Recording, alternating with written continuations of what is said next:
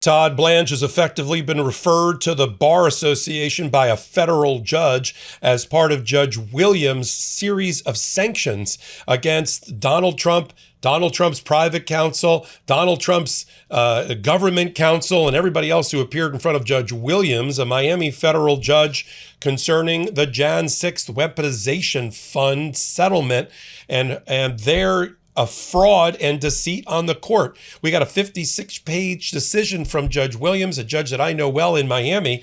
And this is worse for Todd Blanche and for the Department of Justice and Trump than I even thought going in, waiting today, because I thought she was going to issue that ruling before Todd Blanche's confirmation hearing, currently scheduled, subject to what happens off the death of Lindsey Graham, for this Wednesday. Let's get down to it. Let me give you the highlights. Judge Williams has found effectively there was a bad faith filing by Donald Trump in control as a puppet master of all the parties to a lawsuit, Trump versus the Internal Revenue Service. He is the president of the United States. He controls all of those parties. There was no adverse parties. That suit should never have been filed and should never have been used to give the imprimatur of legitimacy to a settlement agreement that created the Jan 6 weaponization fund and this later release of all of Donald Trump affiliates and family of criminal and tax liability. She didn't like that either. And the fact that they've never completely walked away from that and used the court, literally used the court to give it some sort of official seal of approval. And she's not happy about it. Here's what she has said as part of her sanctions that she's issuing pursuant to Rule 11 of the Federal Rules of Civil Procedure against bad faith filings and her own inherent authority. Firstly, she's declaring that fund and the settlement is effectively null and void. She has canceled it, if you will, outright, because that suit should never have been filed and therefore no settlement should ever have been filed. I'll read you from the portions of her brief concerning it. She also has awarded attorney's fees against Donald Trump personally he's going to have to pay the fees for the 35 former federal judges that brought a motion to convince Judge Williams to take another look as whether she was defrauded or not. That was led by J. Michael Luttig, and that was led by Nancy Gertner, along with 33 other federal judges. So they're going to get their attorney's fees. She's invited a fee application in the next 14 days. Similarly, she hired as a judge 3 independent lawyers sitting in New York to guide her as friends of the court about some of these complicated issues. They're going to be able to apply for their attorney's fees. Alejandro Brito, the lawyer for Donald Trump privately, who does all of his bidding for him, filing all these bad faith defamation cases and participated in this case, he's being referred to the Florida bar for investigation directly by the federal judge. In addition, Todd Blanche is having this order sent to the bar associations that regulate his conduct, like the New York bar that I'm a member of, the Appellate Division First Department, and the District of Columbia bar. You could not have written a worse order for Donald Trump or for Todd Blanche on the eve of his confirmation hearing on Thursday. Let me start reading from this order. She starts it off on page 1 by saying that on May 27th, the 35 non-party movements, those are the judges, filed a motion for relief. The non-party movements highlighted the atypical way the litigation had unfolded and argued that the purported settlement is a product of collusion. The court entered an order directing the plaintiffs to detail their position as to various issues, including the charges of collusion and whether the parties are adverse, the assertion that the dismissal was premised on a deception by the parties, and whether the case should be reopened because the court was a victim of fraud. She did not like the fact on page 2 that plaintiffs started off their filing by stating that, quote, President Trump served as the 45th president of the United States and as the 47th president of the United States, but that he filed the suit in his personal capacity. The judge says up front, after a review of the record the court declines to adopt or accept the credulous exercise of divorcing President Trump's current job title from an understanding of what happened here. She then sticks it to Donald Trump by using his favorite term, the art of the deal, which was the name of his book. She says on page 2, the parties here are not private actors to a mine-run dispute, recounting their proficiency in the art of the deal they negotiated. Lead plaintiff and defendants are public servants, the pinnacle of the executive branch, sworn to uphold the law, faithfully perform the duties of their office, and protect the interest of the American public. She says in footnote 2, plaintiffs also, with no apparent sense of irony, criticize the non-moving parties, that's the judges, for their political motivations, their previous disinterest in the case, and their purported inappropriate promotion of abstract grievances. She didn't like that either. She then goes over how we even got here, and the fact that the statute of limitations for that lawsuit likely ran several months before Donald Trump filed it, and yet the Department of Justice never made that agreement. These are all badges that demonstrate to the judge that there has been effectively a fraud on the court. Now let's get down to the sanctions. She talks about the attempt by the Department of Justice to manufacture a lawsuit to give their settlement the imprimatur of legitimacy. She doesn't like who signed the agreement either.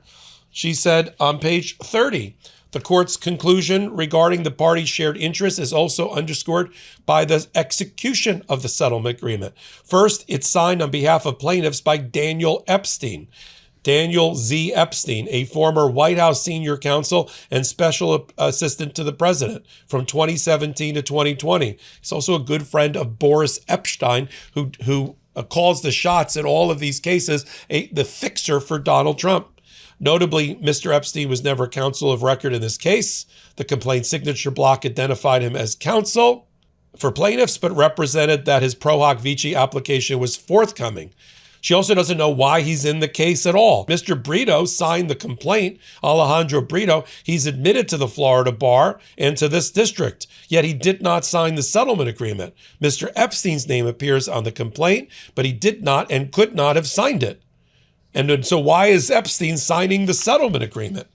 She continues on top of page 31 that the court can only surmise that Mr. Epstein was aware that he would never need to appear and litigate the merits of plaintiff's case. Second, the settlement agreement is signed on behalf of defendants by Stanley Woodward, the current Associate Attorney General at the Department of Justice, and Acting Attorney General Todd Blanche.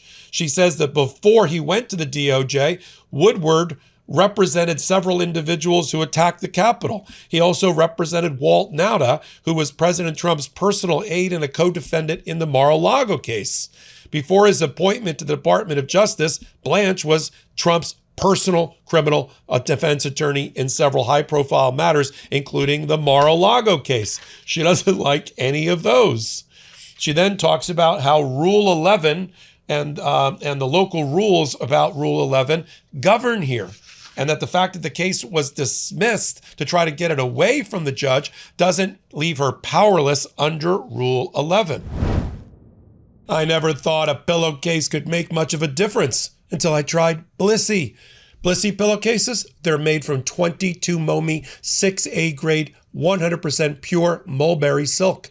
And I noticed the difference right away. The silk feels naturally cooling, breathable, and gentler on my skin and hair than satin. I've had less frizz and smoother hair when I wake up and fewer sleep creases. I also love that Blissy is dermatologist tested and recommended, fully machine washable, and comes in over 100 colors and designs, including Wicked and Harry Potter collections. Plus, there's a reason Blissy has sold over 3 million pillowcases and has been featured in Vogue, Oprah Daily, and Good Morning America. Personally, it's become one of those simple upgrades I didn't expect to love as much as I do. Sleep more comfortably, wake up with better looking hair, and it feels like a small luxury that's actually practical. Because you're a listener, Blissy is offering 60 nights risk-free plus an additional 30% off when you shop at blissy.com/legalaf. That's BLISSY.com/legalaf and use code legalaf to get an additional 30% off. Your skin and hair will thank you. She says on page 42, the case concerns whether plaintiff's conduct satisfies Rule 11, bad faith filings. And she concludes that it does. She then says sanctions are appropriate and that she has broad discretion to tailor a sanction given whatever the misconduct is in her case. Here's what she says on the bottom of page 46. Thus, after considering the totality of the circumstances, including the record, the relevant law, the written submissions, and the factors identified by the 11th Circuit, the court concludes that Rule 11 are appropriate here. She cites to the case of her fellow judge, Judge Middlebrooks, in Trump versus Clinton, in which Rule 11 sanctions were awarded for a frivolous bad faith filing by Donald Trump against his political enemies, the Democratic Party, including Hillary Clinton, in which, in that case, Judge Middlebrooks ruled courts are not intended for performative litigation, as this is harmful to the rule of law, portrays judges as partisan, and diverts resources that should be directed to real harms. Here's her Rule 11 non-monetary sanctions. She did issue monetary sanctions. Plaintiff attorney Alejandro Brito, practices in Coral Gables, Florida, is referred to the Florida Bar for its consideration and determination as to whether any disciplinary action is appropriate. The clerk is directed to mail a copy of this order to the Florida Bar. All future applications for Daniel Z. Epstein for pro hoc admission will be denied for 1 year or until further order of this court. There goes Dan Epstein practicing in the Southern District of Florida.